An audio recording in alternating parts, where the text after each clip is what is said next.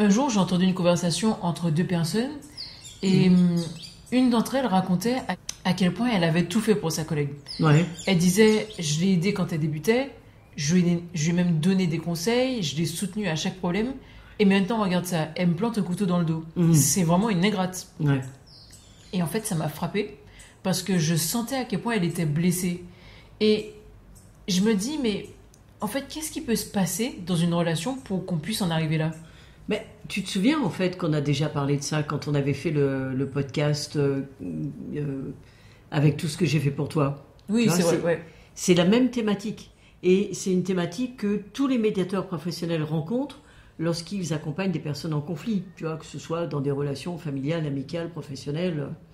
En fait, c'est ce sentiment d'avoir fait quelque chose pour quelqu'un et que cette chose ne soit pas reconnue. Ça, c'est récurrent et c'est vrai que ça amène beaucoup d'amertume dans les relations. Raphaël est ma fille, elle a 24 ans et depuis quelque temps, elle s'intéresse à ma profession. Elle me pose beaucoup de questions sur la médiation professionnelle, sur les thématiques d'actualité et sur tout ce qui touche à la relation. J'ai eu envie de vous partager nos échanges. Voilà. Est-ce que je suis assez motivée pour le faire ou pas? Je dirais que lui dire merci, c'est le minimum. D'ailleurs, on pourrait peut-être même commencer par en parler de gratitude. Oui. Parce que la gratitude, c'est quand même quelque chose qui naît spontanément. Lorsqu'un geste ou une action répond réellement à nos besoins ou à nos attentes. Oui. Et ce quelque chose-là, ce sont des mots ou des actions qui traduisent notre gratitude. Donc, quelqu'un fait quelque chose qui me rend service, qui m'est utile ou agréable, je vais montrer de la gratitude parce que, au-delà de la politesse, j'ai envie de marquer ma reconnaissance envers cette personne. Ouais. Donc, assez logiquement, si cette reconnaissance n'est pas exprimée, la personne qui a agi, elle peut se sentir blessée, voire même rejetée, en fait. Par exemple, si je fais quelque chose pour quelqu'un et qu'il ne me remercie pas, je vais me dire, attends, c'est quand même un ingrat, là. Oui, exactement comme la collègue était en train de dire dans la conversation que tu relatais là tout à l'heure. Ouais. Alors oui, mais tu vois, tu pourrais également te dire, tiens, je viens de faire quelque chose pour quelqu'un et cette personne ne me remercie pas. C'est peut-être parce que ce que j'ai fait ne lui a pas rendu le service que j'imagine. Tu vois ? Oui. Une collègue est nouvelle, par exemple, dans l'entreprise. Et toi, tu décides de l'aider à prendre ses marques. Tu prends du temps, tu lui expliques comment fonctionne l'équipe, tu lui donnes des conseils sur les projets en cours, tu lui donnes même des astuces pour éviter des erreurs courantes. Et toi, en fait, tu te dis, je fais ça pour l'aider parce que moi, à sa place, j'aurais aimé qu'on fasse ça pour moi, tu vois. C'est ça. Et curieusement, elle n'est pas reconnaissante pour autant. Alors que moi, je pense avoir fait quelque chose d'important pour elle. Mais c'est vrai que si je regarde ça de plus près, peut-être qu'elle n'a pas ressenti ce besoin d'être aidée. Exactement. Ou même qu'elle a perçu mon aide comme une forme d'intrusion, par exemple. Ouais. Peut-être même qu'elle aurait préféré que je la laisse découvrir par elle-même. Exactement. Ce qui pour toi, en fait, était un service, pour elle, ça peut être, comme tu l'as dit, un geste maladroit, inutile, voire même contre-productif, tu vois. Donc, pourquoi est-ce qu'elle devrait être reconnaissante ou exprimer de la reconnaissance ? Tout le truc est là. Est-ce que tu te souviens de l'exemple dont on avait parlé avec la sœur aînée qui se dévouait corps et âme pour sa famille après la mort de ses parents ? Oui, là, tu es en train de parler d'une personne qui avait pris une décision importante parce que sœur aînée, elle pensait qu'elle devait tout gérer à la suite de la mort des parents. Donc, c'était les finances, les décisions importantes. Elle avait tout à gérer dans sa tête. Et justement, dans sa tête, c'était clair.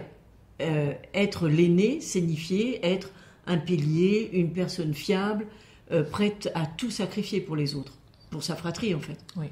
Et tout ce qu'elle faisait, elle le faisait avec, j'ai envie de dire, avec sincérité, avec dévouement. Mais selon sa propre représentation du rôle d'une grande sœur. Et c'est là que ça se complique. Bien, évidemment. Parce qu'en fait, elle ne prenait pas en compte ce que ses frères et sœurs voulaient vraiment. Oui, et qui étaient des adultes déjà, tu vois, enfin des jeunes hommes ou des jeunes femmes.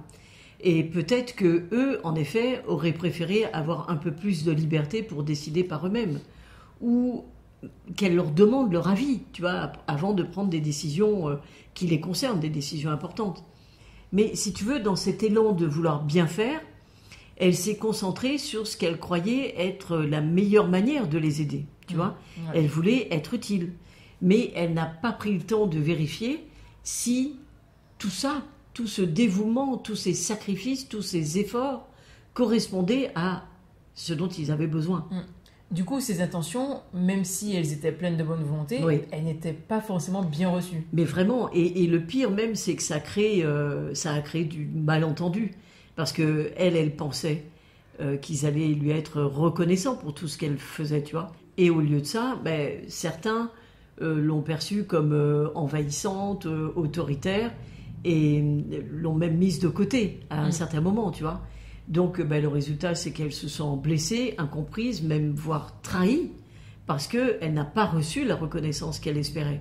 Et c'est vrai que le mot ingratitude était beaucoup dans ses pensées, dans sa bouche à cette période, tu vois.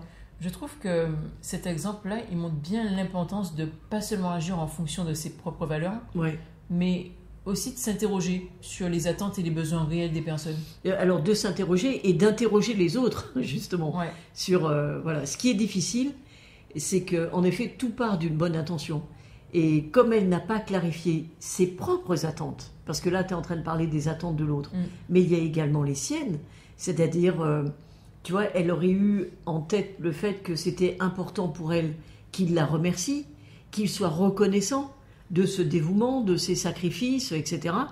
Du coup, elle ne se serait pas retrouvée dans une dynamique de frustration et de ressentiment. Oui, parce que finalement, exiger un merci ou de la gratitude, c'est une manière de poser une contrainte à l'autre, non ? Mais complètement. C'est-à-dire que dans une relation, quand j'attends de la gratitude, je place l'autre dans une position de, comment je pourrais dire, tu vois, de débiteur. Et en fait, ça peut rapidement devenir conflictuel parce que ça ne laisse pas de place à la liberté relationnelle. En ingénierie systémique relationnelle, ce sont des points sur lesquels nous allons travailler.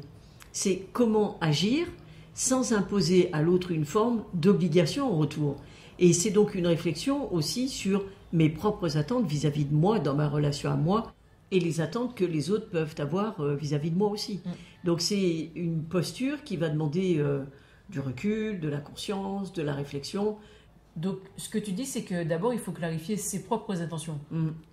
C'est-à-dire pourquoi est-ce que je fais ce geste ? Est-ce que c'est vraiment pour l'autre ? Ou est-ce qu'il y a aussi une part de moi qui cherche de la reconnaissance ou une sorte de validation ? Oui, et ça, tu sais déjà.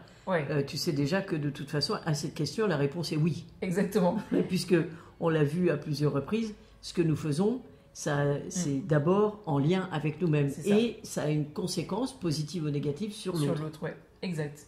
Donc une fois que cette intention-là, elle est claire, on peut communiquer plus facilement avec l'autre pour comprendre ses besoins réels et éviter ce genre de malentendu.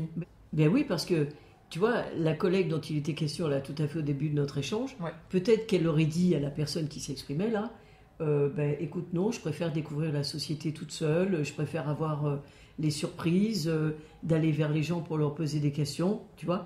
Et effectivement, là, il n'y aurait pas eu de malentendu, il n'y aurait pas eu de c'est une ingrate, etc. Oui, c'est vrai.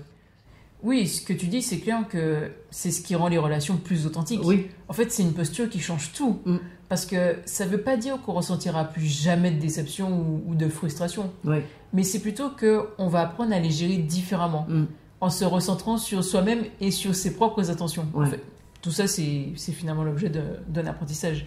C'est pas facile. Ouais, c'est ce que j'allais dire. C'est dur à faire, mais quand même, ça donne à réfléchir. Et c'est quelque chose qui va participer à apaiser la relation que tu as avec toi et la relation que tu vas entretenir avec les autres. Oui, c'est sûr.